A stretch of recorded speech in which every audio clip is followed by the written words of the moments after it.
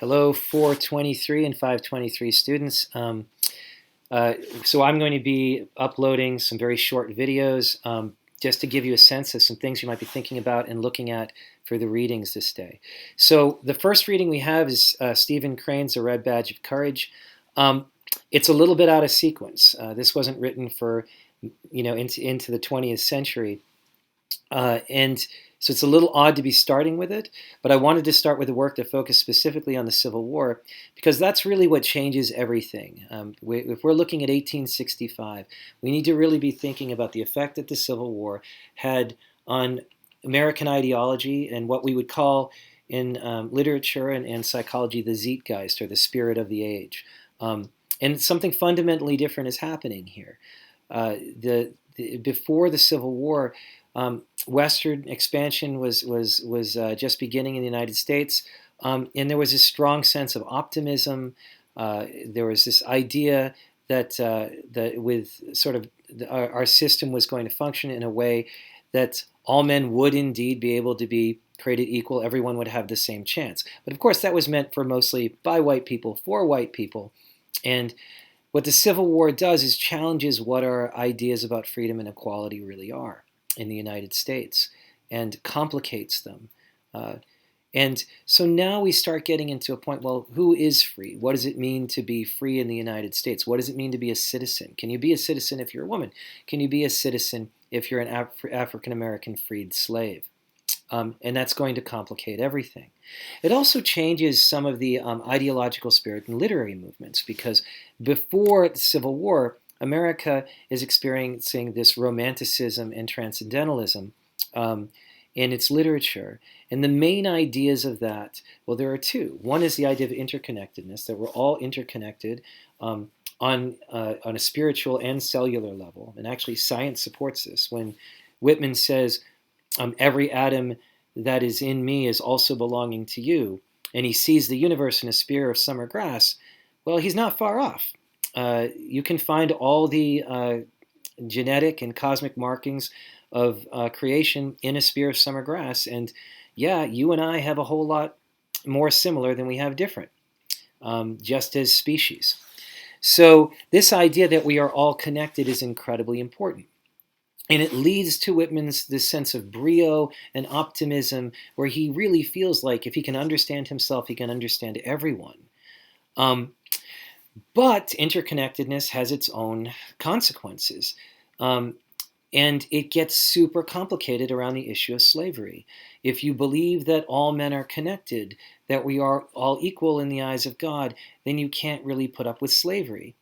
You also would be obviously anti-war. It's very hard to shoot someone in the head if you see this person as being an extension of yourself.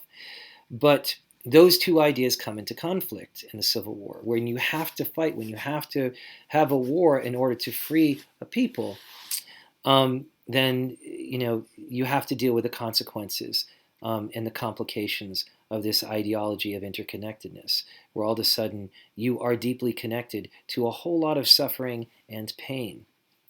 And this fundamentally changes the way people see the world at this time.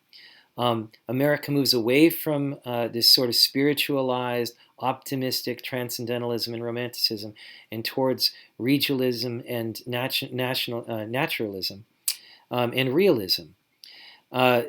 Ideologies that are much more based in science, much more based in the social psychology of the time.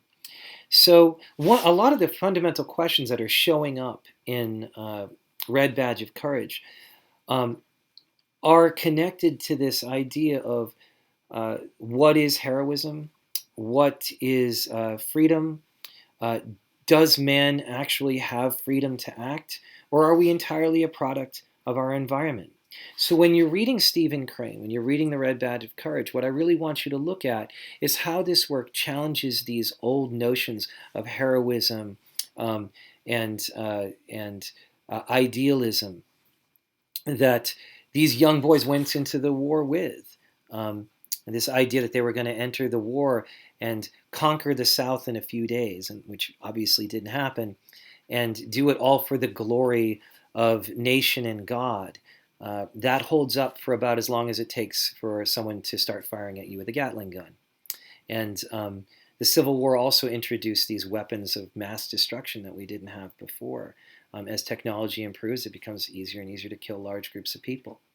So when we see Henry in the Red Badge of Courage, we're seeing actually a real challenge to these old romantic beliefs and this movement towards a different kinds of realism and these questionings of what it means to be a hero.